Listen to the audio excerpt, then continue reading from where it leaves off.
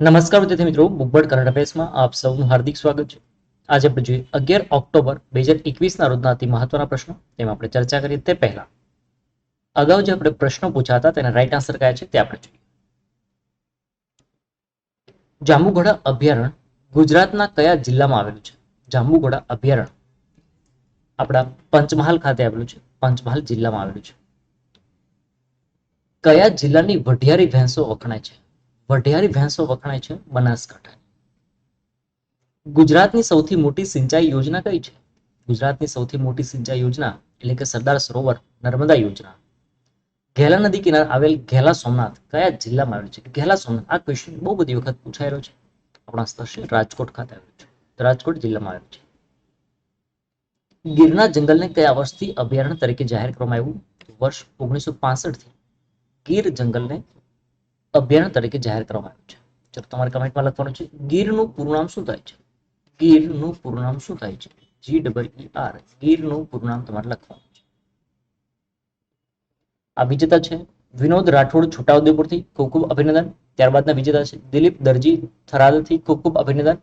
અને કરણ ગઢિયા થાનગઢ સુરેન્દ્રનગરથી, ખૂબ ખૂબ અભિનંદન. કરણ મોબાઈલમાં સેલ્ફી લે છે, કઈ વાંધો નહીં, બટ હું જે કરંટ અફેર્સની બુક મોકલીશું અમે બુબ્બડ તરફથી, એની સેલ્ફી લેવાની છે ખાસ. ચલો હવે જોઈએ આપણા કરંટ અફેર્સના પ્રશ્નો. તે પહેલા તમને જણાવીશ ધ બ્લેક બુક બુકબર્ડ દ્વારા આયોજિત 50 મોક ટેસ્ટનો એક સંગ્રહ છે. ખૂબ સરસ મજાનો આ સંગ્રહ, જેમાં તમને OMR શીટ બિલકુલ ફ્રીમાં આપવામાં આવે છે. જે પણ પ્રશ્નો છે એનું સોલ્યુશન યુટ્યુબ પરથી પણ તમે નિહાળી શકશો. આરબીઆઈએ IMPS થી થતા ઓનલાઈન પેમેન્ટની લિમિટ 2 લાખ રૂપિયાથી વધારીને કેટલા લાખ રૂપિયા સુધીની કરી છે? આરબીઆઈએ IMPS ની જે સુવિધા છે ઓનલાઈન પેમેન્ટ માટેની, તો હવે એમાં સુધારો કર્યો છે. હવે એ સુધારો 2 લાખ રૂપિયાથી વધારીને કેટલો કર્યો છે? 2 લાખ રૂપિયા લિમિટ હતી, હવે વધારી અને 5 લાખ રૂપિયાની લિમિટ કરી દીધી છે. દેશમાં હવે ટૂંક સમયમાં ઇન્ટરનેટ વગર પણ ડિજિટલ પેમેન્ટ કરી શકાશે. ખૂબ સરસ મજાની વાત છે, ઇન્ટરનેટ વગર પણ ડિજિટલ પેમેન્ટ કરી શકાશે. એનાથી ફાયદો શું થશે? તો આપણું જે અર્થતંત્ર છે, ઇકોનોમી, એને કેશલેસ બનાવવામાં ઘણી મદદરૂપ સાબિત થશે. બીજો ફાયદો કે જે દેશના કોઈ અંતરિયાળ વિસ્તારો છે જ્યાં ઇન્ટરનેટની સુવિધા નથી, ત્યાં લોકોને ડિજિટલ પેમેન્ટની સુવિધા સરળ રહેશે. આરબીઆઈએ જો કે એના માટે આરબીઆઈએ દેશભરમાં ઓફલાઈન મોડ દ્વારા ચૂકવણી માટેનું એક માળખું આખું રજૂ કર્યું છે, એટલે કે ઇન્ટરનેટ વગર પણ પેમેન્ટ કરી શકાશે. સપ્ટેમ્બર 2020 થી જૂન 2021 સુધી દેશના અલગ અલગ હિસ્સામાં 3 પાયલોટ પ્રોજેક્ટ પણ શરૂ કરવામાં આવ્યા હતા. આ પાયલોટ પ્રોજેક્ટ શરૂ કરવામાં આવ્યા હતા, એટલે પાયલોટ પ્રોજેક્ટ હેઠળ ચૂકવણી જે મર્યાદા છે એ ₹200 થી વધુ, 200 થી, અને આ સિવાય ઓફલાઈન ટ્રાન્ઝેક્શન માટે એની મર્યાદા કેટલી મૂકી હતી? ₹2000. IMPS વિશે વાત કરીએ તો IMPS નું પૂરું નામ શું થશે? IMPS નું નામ થશે ઇમિડિયેટ પેમેન્ટ સર્વિસ. IMPS થી થતા ઓનલાઈન પેમેન્ટની લિમિટમાં આરબીઆઈએ વધારો કર્યો છે. જે લિમિટ અગાઉ 2 લાખ રૂપિયા હતી, હવે એમાં વધારો કર્યો છે, અને વધારો કરીને હવે 5 લાખ રૂપિયા સુધીનું પેમેન્ટની લિમિટ કરી દીધી છે. NPCI એટલે કે national payment corporation of India, તેમની IMPS એક મહત્વપૂર્ણ પેમેન્ટ પ્રણાલી છે. તો આથી બીજો ફાયદો એ થશે કે બેંકોમાં જે આપણે પેમેન્ટ લેવા માટે જતા હોય, વિડ્રો કરતા હોય, તો એના માટે અથવા તો ટ્રાન્ઝેક્શન જે થતા હોય છે એ ટ્રાન્ઝેક્શન ઘણા બધા ઓછા થઈ જશે. એટલે કે જે ફિઝિકલ ટ્રાન્ઝેક્શન છે ઓછા થશે, ઓનલાઈન ટ્રાન્ઝેક્શન ઘણા બધા રહેશે, તો એને મેનેજ કરવું ખૂબ સરળ રહેશે. 24 કલાક ટ્રાન્સફર ફંડની સુવિધા આપવામાં આવશે, એટલે કે ફંડ ટ્રાન્સફર કરવું છે તો 24 કલાકમાં એની ટાઈમ તમે પેમેન્ટ ટ્રાન્સફર કરી શકો છો. જેમાં ઇન્ટરનેટ, મોબાઈલ બેન્કિંગ છે, એની એપ્લિકેશન છે, બેંકની અલગ કોઈ શાખાઓ હોય, એ સિવાય ATM હોય, SMS, IVRS, આવા ઘણા બધા માધ્યમો છે, એનાથી પણ ટ્રાન્ઝેક્શન કરી શકાશે. કેન્દ્ર સરકારે એર ઇન્ડિયાનો 100% હિસ્સો વેચવા માટે કઈ કંપનીની ₹18,000 કરોડની બોલી સ્વીકારી? એર ઇન્ડિયા એનો 100% હિસ્સો વેચવા માટે કંપનીએ ઘણી બધી બિડિંગ કરી હતી, અને તેમાં ફાઇનલી બિડિંગ જે આવ્યું છે એ ₹18,000 કરોડ છે. આ કોણે બિડિંગ જીતી છે? તો છે આપણું ટાટા ગ્રુપ. કેન્દ્ર સરકારે એર ઇન્ડિયાને 100% હિસ્સો વેચવા માટે ટાટા સન્સની ₹18,000 કરોડની બોલી સ્વીકારી. એર ઇન્ડિયાનો 100% એટલે કે 100% હિસ્સો વેચવા ટાટા સન્સના એકમ ટેરેસ પ્રાઇવેટ લિમિટેડ, એટલે કે એના માટે આ જે એર ઇન્ડિયા છે એના માટે એક આખું ફંડ અલગથી બનાવ્યું હતું, એક આખી ટીમ મેનેજમેન્ટ કરવા માટે બનાવ્યું છે. તેમણે 15,300 કરોડનું દેવું ટેક ઓવર કરવાનું અને 2700 કરોડની રોકડમાં ચૂકવણી કરવાની, એમ મળી કુલ 18,000 કરોડની આ પ્રકારે ચૂકવણી કરશે. જો આનો સોદો છે એ ડિસેમ્બર 2021 એટલે કે આ વર્ષમાં કમ્પ્લીટ થઈ જશે. એર ઇન્ડિયાને ખરીદવા માટે આ સિવાય સ્પાઇસ જેટના જે પ્રમોટર છે અજયસિંહ એમણે પણ 15,100 કરોડ રૂપિયાની ઓફર કરી હતી અને ટાટા સન્સ એમણે 18,000 કરોડની બોલી સ્વીકાર કરી હતી. કેન્દ્ર સરકારે આ એરલાઇનનો સંપૂર્ણ 100% હિસ્સો વેચવા માટે 12,906 કરોડની રિઝર્વ પ્રાઇસ એમણે નક્કી કરી હતી. ટાટા જૂથ 68 વર્ષ પછી એટલે કે 68 યર પછી એમણે જે સ્થાપેલી કંપની હતી એર ઇન્ડિયા, હવે એનું સંચાલન ફરીથી પાછું પોતાના હાથમાં આવ્યું છે. એટલે તો રતન ટાટાએ કહ્યું welcome air India, welcome back air India. Tata group હવે દેશમાં 3 ઓનલાઈન વિસ્તાર એર એશિયા અને એર ઇન્ડિયાનું માલિક બની ગયું છે. ટાટા સન્સના ટ્રાન્ઝેક્શનમાં 14,718 કરોડના જે જમીન છે એ સિવાય ઇમારતો છે એની નોન કોર અસ્કયામતો છે એનો સમાવેશ એમાં થતો નથી. ના ભંડોળ એ સરકારની air India asset holding limited એને ટ્રાન્સફર કરવાનું છે. જો ઘટના કંઈક એવી બની હતી કે વર્ષ 2003-2004ના સમયમાં ત્યાર પછીથી કોઈ પણ સરકારી કંપનીનું જોવા જઈએ તો આ પ્રકારે સંપૂર્ણપણે ખાનગીકરણ થયું હોય તો એ છે એર ઇન્ડિયા. ઘણા સમયથી આ પ્રકારે એર ઇન્ડિયાને વેચવા માટેનો 100% હિસ્સો વેચવા માટે ઘણી બધી પ્રક્રિયા ચાલતી હતી, પરંતુ સરકારે કોઈને કોઈ એમાં જે કન્ડિશન મૂકી હતી તો એ કન્ડિશન હવે ધીમે ધીમે થોડું કોમ્પ્રોમાઇઝ કરીને એર ઇન્ડિયા હવે ટાટાના હાથ પાડી ગઈ છે. એર ઇન્ડિયાની ખરીદી થવાથી શું થશે એટલે કે ટાટા ગ્રુપે એને ટેક ઓવર કરી છે તો જે પણ જમીનો છે, ઘણા બધા વિમાનો છે, જમીન મતલબ કે જે ટ્રેક આપવામાં આવ્યું છે તે એ સિવાય એર ઇન્ડિયાના જે વિમાનો છે, પાયલોટ્સ છે, ક્રૂ અને અન્ય જે સ્ટાફ છે, એ સિવાય વિદેશમાં પણ ઘણી બધી જમીન અને પાર્કિંગ સ્લોટ પણ રાખ્યા છે. તો આ બધી જ વસ્તુઓ એ ટાટા ગ્રુપને હવે એના ફાળે જશે. દેશની આ સૌથી મોટી સરકારી એરલાઇન એમના પર અંદાજ 61,562 કરોડ રૂપિયાનું દેવું છે. 61,562 કરોડ રૂપિયાનું દેવું છે. જો કે આ સરકારે 3 વખત બીડ મંગાવ્યા હતા પહેલા, પણ કોઈને કોઈ રીતે સરકારે જે પણ રોકાણકારો છે એને જે ટર્મ્સ કન્ડિશન મૂકી હતી એમાં સેટ ન થયા, તો આ વખતે સરકારે એવું નક્કી કર્યું કે જે પણ રોકાણકારો છે એને એર ઇન્ડિયાનું દેવું ટ્રાન્સફર કરવા માટે જે પણ નિયમો છે એમાં ઘણા બધા ફેરફાર કર્યા હતા. નવા રોકાણકારને ટેક ઓવર માટે 85:15 રેશિયો છે એનું આ પ્રમાણે જાળવી રાખવાનું રહેશે. એર ઇન્ડિયાનું વર્ષ 2007માં સ્થાનિક ઓપરેટર ઇન્ડિયન એરલાઇન્સ સાથે જોડાણ કરાયું ત્યારથી તે દેવામાં ડૂબેલી હતી. જો આ ખાસ યાદ રાખજો, એર ઇન્ડિયા અને ઇન્ડિયન એરલાઇન્સ એને ક્યારે મર્જ કરવામાં આવી હતી? વર્ષ 2007માં એને મર્જ કરી દેવામાં આવી હતી. હવે ટાટા સન્સને ડોમેસ્ટિક એરપોર્ટ પર 4400 ડોમેસ્ટિક અને 1800 આંતરરાષ્ટ્રીય લેન્ડિંગ અને પાર્કિંગ સ્લોટ અને વિદેશમાં જે એરપોર્ટ છે એના પર 900 જેટલા સ્લોટનું પણ નિયંત્રણ મળશે. એમ જોવા જઈએ તો આપણી આ કંપની છે એ કોઈ લોસમાં ન કહી શકાય, કારણ કે એમની પાસે હવે એની પાસે કુલ જે દેવું હશે આમ જોવા જઈએ તો 46,000 કરોડ રૂપિયાનું દેવું, તો એની સામે 47,000 કરોડ રૂપિયાનું તો એમની પાસે જમીન પણ છે. પણ એ તો વાસ્તવિક પહેલેથી જ પણ હતી ને. તો આ હવે જે લોસ કરતા હતા આપણે દર વર્ષે 6,000 કરોડ રૂપિયાની પાછળ લોસ કરતા હતા, હવે એ લોસ નહીં કરવો પડે. આ સાથે ટાટા સન્સને low cost arm Air India એક્સપ્રેસનું 100% અને AISTSનું 50% નિયંત્રણ મળશે, જે મોટાભાગના ભારતીય એરપોર્ટ પર કાર્ગો અને ગ્રાઉન્ડ હેન્ડલિંગ સેવા પૂરી પાડે છે. એટલે કે આ પ્રકારની જે પણ વસ્તુ છે તો એમાં ઘણું બધું આપણને હવે ફાયદો પણ થશે. જો કે ટાટાને પણ એટલો ફાયદો થશે.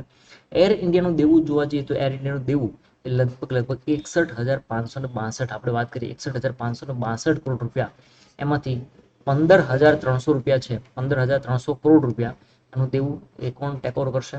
તો ટાટા ગ્રુપ.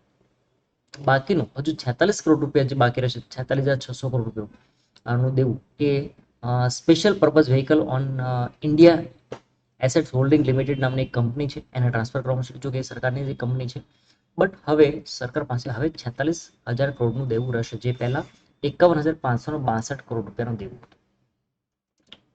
રતન ટાટાએ જે ટ્વીટ કર્યું હતું વેલકમ બેક એર ઇન્ડિયા, તો JRD ટાટા એટલે કે જહાંગીર રતનજી દાદાભાઈ એમણે 1932માં સૌ પ્રથમ એરલાઇન ટાટા એરલાઇન્સની સ્થાપના કરી હતી. અને ત્યાર પછી 1946માં ટાટા સન્સના એવિએશન ડિવિઝનનું એર ઇન્ડિયા તરીકેનું લિસ્ટિંગ કરવામાં આવ્યું અને 1948માં એર ઇન્ડિયા ઇન્ટરનેશનલ એને યુરોપની ફ્લાઇટ લોન્ચ કરી હતી. આંતરરાષ્ટ્રીય સર્વિસની બાબતમાં જોઈએ તો ભારતમાં સૌ પ્રથમ જાહેર ખાનગી ભાગીદારીમાં એક માત્ર હતી અને સરકારે એમાં 49% હિસ્સો લીધો હતો. સરકારનો હિસ્સો કેટલો હતો? 49% હિસ્સો સરકારનો હતો 25% હિસ્સો ટાટાનો હતો અને બાકીના જે પર્સન્ટેજ છે એ સ્ટોક હોલ્ડરનો હતો, એટલે કે જે પણ બાકીના જે શેર ધારકો છે એમનો હતો.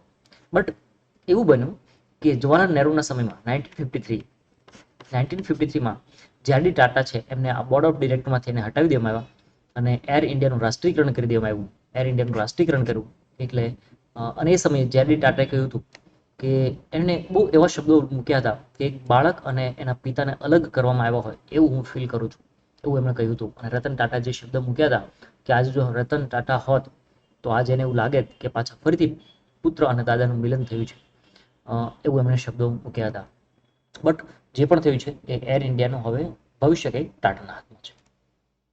વિદ્યાર્થી મિત્રો, બુકબર્ડ આયોજિત પોલીસ કોન્સ્ટેબલ અને પીએસઆઈના જે ફિઝિકલ ટ્રેનિંગ આપણે જે ચલાવીએ છીએ કેમ એ સેક્ટર 15 કોલેજ ગ્રાઉન્ડ ખાતે ચાલુ છે, જેમાં ફિઝિકલ ટ્રેનર તરીકે ગોવિંદ ગઢવી સાહેબ છે.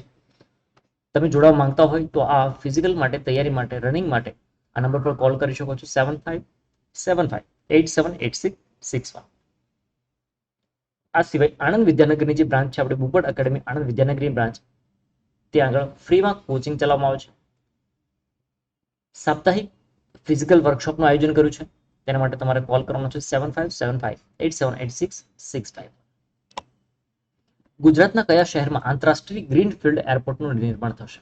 આપણા ગુજરાતમાં આંતરરાષ્ટ્રીય ગ્રીનફિલ્ડ એરપોર્ટનું નિર્માણ થશે કયા શહેરમાં? ધોલેરા ખાતે.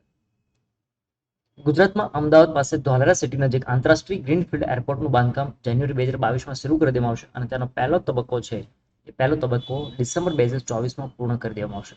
એટલે આ પ્રથમ તબક્કો છે એમાં રનવે 3200 મીટરનો બનશે, 3200 મીટરનો રનવે બનશે અને ત્યારબાદ એને ધીમે ધીમે 3800 મીટર સુધી લઈ જવામાં આવશે. Dholera international airport company limited કે જેમાં એરપોર્ટ ઓથોરિટી ઓફ ઇન્ડિયાનો 51% હિસ્સો રહેશે, ગુજરાત સરકારનો 33% હિસ્સો અને national industrial corridor development and implement ટ્રસ્ટનો એનો 16% હિસ્સો રહેશે. અને રાજ્ય સરકારે 3000 એકર જમીન આ પ્રોજેક્ટ માટે લીઝ પર આપી છે, એટલે કે ભાડે આપી છે. ધોલેરા ઇન્ટરનેશનલ એરપોર્ટ પરથી 4E એરક્રાફ્ટ ઉડી શકે તે માટે યોગ્ય એવો 3200 મીટર લાંબો રનવે વિકસાવવામાં આવશે. પ્રોજેક્ટનો જે ત્રીજો તબક્કો હશે તેમાં બીજા રનવે પણ અલગ રનવે બનાવવામાં આવશે. જ્યારે 3 તબક્કા પૂરા થશે ત્યારે આ એરપોર્ટ પરથી લગભગ 100 મિલિયન જેટલા મુસાફરો પ્રતિ વર્ષ મુસાફરી કરશે. તો જો 100 મિલિયન જેટલા મુસાફરો અહીંયાથી મુસાફરી કરતા હોય તો આસપાસનો જે વિસ્તાર છે એનો ઘણો બધો ડેવલપ થશે, ઘણો બધો એનો વિકાસ થશે. ત્યાં અલગ અલગ પ્રકારના નાના મોટા ઉદ્યોગો પણ આવશે, એટલે કે ત્યાંના સ્થાનિક લોકોને ઘણી બધી રોજીરોટી પણ મળશે. તાજેતરમાં કયા રાજ્યના ગુરુ ઘાસીદાસ નેશનલ પાર્ક અને તોમર પિંગલા વન્યજીવ અભયારણ્યના સંયુક્ત વિસ્તારને ટાઈગર રિઝર્વ તરીકે જાહેર કરવામાં આવ્યો? જે વિસ્તાર છે એ વિસ્તાર કયા રાજ્યનો છે? આપણો આન્સર થશે છત્તીસગઢનો. છત્તીસગઢનો આપણો આન્સર થશે. તાજેતરમાં નેશનલ ટાઈગર કન્ઝર્વેશન ઓથોરિટીએ છત્તીસગઢના ગુરુ ઘાસીદાસ નેશનલ પાર્ક અને તમોર પિંગલા વન્યજીવ અભયારણ્યના સંયુક્ત વિસ્તારને ટાઈગર રિઝર્વ તરીકે જાહેર કર્યો છે. આ વિસ્તાર છે એને વન્યજીવ સંરક્ષણ અધિનિયમ 1972ની કલમ 38V1 હેઠળ એને મંજૂરી આપવામાં આવી છે. આ વિસ્તાર એ મધ્યપ્રદેશ અને ઝારખંડની સરહદે છત્તીસગઢના ઉત્તરના ભાગમાં આવેલો છે. એ પણ ખાસ યાદ રાખજો. જો કયા કયા વિસ્તારની સાથે સંલગ્ન છે, એ જે મૂળ વિસ્તાર છે એ છત્તીસગઢમાં છે, પરંતુ એ બે ભાગને બીજા વિસ્તારને પણ જોડે છે. મધ્યપ્રદેશ અને ઝારખંડની સરહદે આવેલો છે, જે છત્તીસગઢના ઉત્તરના ભાગમાં છે. આ પહેલા છત્તીસગઢમાં 3 વાઘ રિઝર્વ હતા. જો કુલ હાલ કેટલા થયા છે? હાલ 4 થયા છે. આ પહેલા કેટલા હતા? 3 હતા. હવે 3+1 હવે કેટલા થઈ ગયા? 4 ટાઈગર રિઝર્વ છે. કયા કયા છે? ઉદંતી સીતા નદી પર, અચાનક કમાડ રિઝર્વ અને ઇન્દ્રાવતી રિઝર્વ. આ 3 અને હવેનું નવું જે થયું છે એ 4થું. આપણે વાત કરી રહ્યા હતા ગુરુ ઘાસીદાસ નેશનલ પાર્ક. તો એ છત્તીસગઢના કોરિયા જિલ્લામાં આવેલું છે અને ત્યાંના એક સુધારકવાદી એક સંત હતા, સુધારવાદી નાયક ગુરુ એવા ઘાસીદાસ, એમના નામ પરથી નામ રાખ્યું છે. અને એશિયાટિક ચિત્તાઓનું છેલ્લું નિવાસસ્થાન હોય તો પણ આ વિસ્તાર. અને તમોર પિંગલા વન્ય અભયારણ્ય છે એ છત્તીસગઢના સુરજપુર જિલ્લામાં આવેલું છે. તમોર ટેકરી અને પિંગલા નાળા એના પરથી આ તમોર પિંગલા એવું નામ આપવામાં આવ્યું છે. તાજેતરમાં જાહેર થયેલ હેન્ડલે પાસપોર્ટ ઇન્ડેક્સ 2021માં ભારત કેટલામાં ક્રમ? ભારતનો ક્રમ કેટલામાં છે? ભારતનો ક્રમ રહ્યો છે 90મો ક્રમ. ભારત તાજેતરમાં જાહેર થયેલા હેન્ડલે પાસપોર્ટ ઇન્ડેક્સ 2021માં ભારતનો 90મો ક્રમ રહ્યો છે. આ પહેલા ભારતનો ક્રમ કેટલામાં હતો? વર્ષ 2020માં ભારતનો ક્રમ હતો 84. 84મો ક્રમ હતો. એટલે કે ભારતના જે પાસપોર્ટ ધારકો છે એ 58 જેટલા દેશો એમાં કોઈ પણ વિઝા વગર મુસાફરી કરી શકે છે. ટોચના 5 દેશોની યાદી જોઈએ તો જાપાન અને સિંગાપોર છે. જાપાન એક એવો દેશ છે કે જો જાપાન હાલ પ્રથમ ક્રમ પર છે. જાપાન પ્રથમ ક્રમ, જો કે પ્રથમ ક્રમ પર જાપાન અને સિંગાપોર બંને દેશો છે, પરંતુ છેલ્લા 3 વર્ષથી જાપાન એ પ્રથમ ક્રમ જાળવી રાખ્યું છે. પરંતુ હાલ આપણે વાત કર્યા છીએ તો પ્રથમ ક્રમે 2 દેશો છે, જાપાન અને સિંગાપોર બંને દેશો છે. બીજા ક્રમે જર્મની, દક્ષિણ કોરિયા, ત્રીજા ક્રમે ફિનલેન્ડ, ઇટલી, લક્ઝમબર્ગ અને સ્પેન, ચોથા ક્રમે ઓસ્ટ્રિયા, ડેનમાર્ક અને પાંચમા ક્રમે France, Ireland, Netherland, Portugal, Sweden. આપણે આ વસ્તુ યાદ રાખવાની છે. પ્રથમ ક્રમે કોણ છે? જાપાન અને સિંગાપોર છે. ભારતનો ક્રમ કેટલામો છે? ભારતનો ક્રમ 90મો ક્રમ છે. વિશ્વના સૌથી ઓછા શક્તિશાળી પાસપોર્ટ ધરાવતા દેશમાં જોઈએ તો સૌથી છેલ્લે છે અફઘાનિસ્તાન, ઈરાક, સિરિયા, પાકિસ્તાન અને યમન. આ રેન્ક એ કોણે આપ્યા છે? તો મૂળ ક્રિશ્ચિયન એચ કેલિન કે જેઓ હેન્ડલી એન્ડ પાસપોર્ટના ચેરમેન છે, એમના દ્વારા આ ઇન્ડેક્સ બનાવવામાં આવ્યો છે. કઈ રીતે બનાવે છે?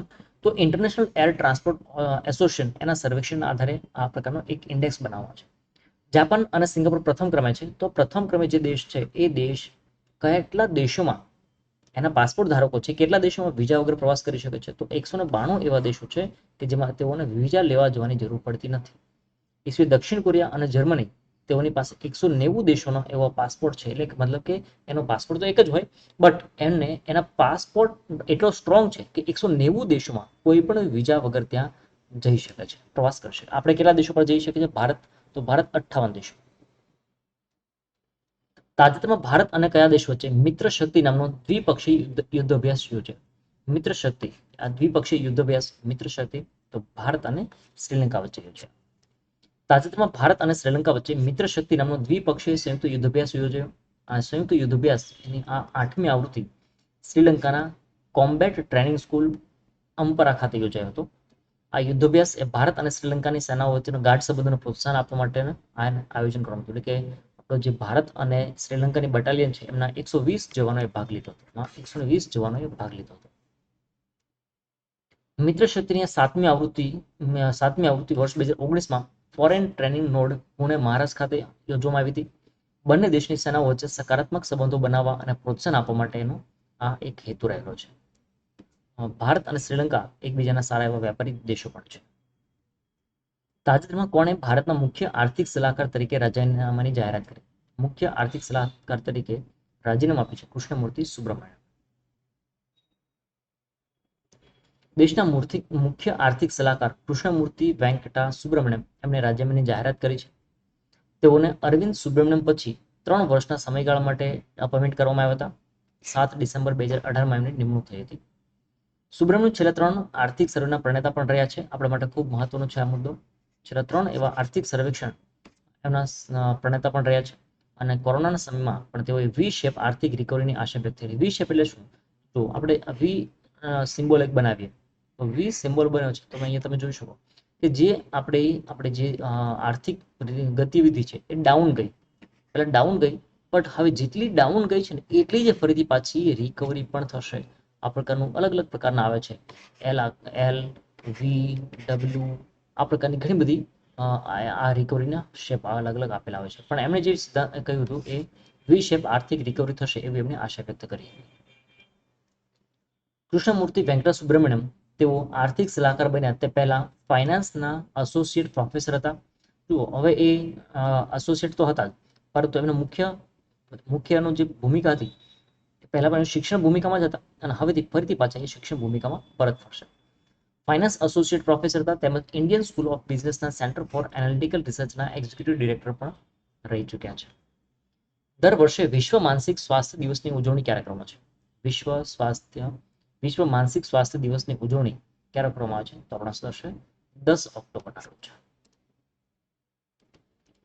દર વર્ષે 10 ઓક્ટોબરના રોજ વિશ્વ માનસિક સ્વાસ્થ્ય દિવસ એટલે કે વર્લ્ડ મેન્ટલ હેલ્થ ડેની ઉજવણી કરવામાં આવે છે. 10 ઓક્ટોબર 1992ના રોજ પ્રથમવાર વર્લ્ડ હેલ્થ ઓર્ગેનાઇઝેશન અને world federation four mental health એમણે સંયુક્ત રીતે આ દિવસ ઉજવવાની જાહેરાત કરી હતી.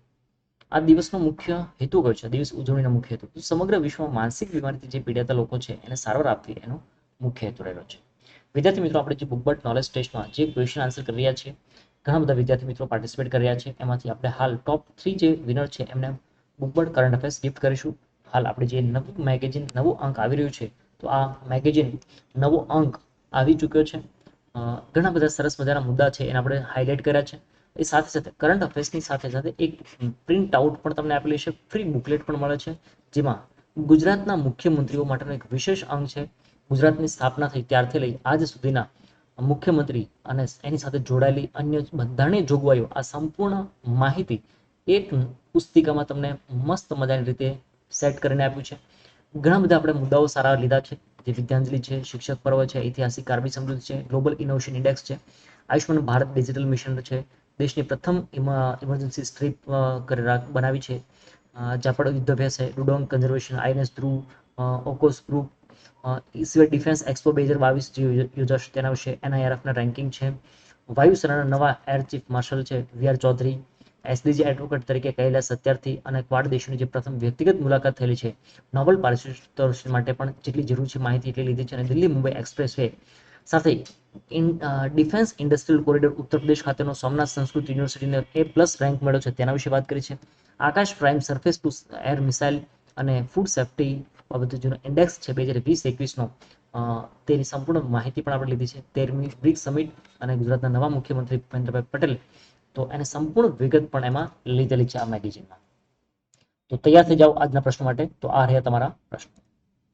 સૈની કયા ગુજરાતી સાહિત્યકારનું ઉપનામ છે? મારી આંખે કંકુના સૂરજ આથમ્યા કાવ્ય પંક્તિના કવિ કોણ છે? માય ડિયર જયુ નું મૂળ નામ જણાવો. ગુજરાતી સાહિત્ય પરિષદનું મુખપત્ર કયું છે?